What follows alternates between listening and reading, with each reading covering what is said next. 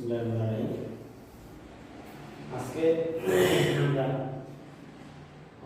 অনুক্রম ধারার 3-এর 1 নম্বর অঙ্ক। এখানে প্রথম পদ সমান সমান a, সাধারণত d = 5 এবং পদ সংখ্যা n = 10।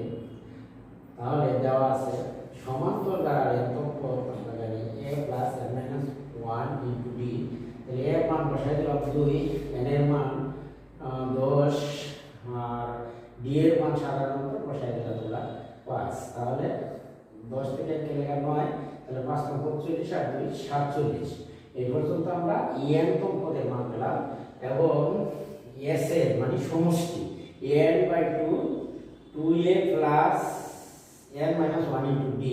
তাহলে n এর মান বসাই দাও 2 তে ভাগ করলে n এর হলো 5 আর এর 2 গুণে 4, 5 10 থেকে কেটে গেল 9, 5 × 45 45 আর 4 = 50 50 এর সাথে 2 গুণ দিলে 5 এ হয় 245।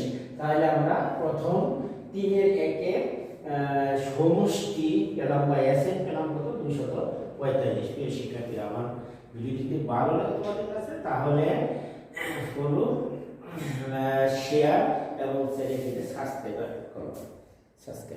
ধন্যবাদ। আজকে বিদায় নিচ্ছি।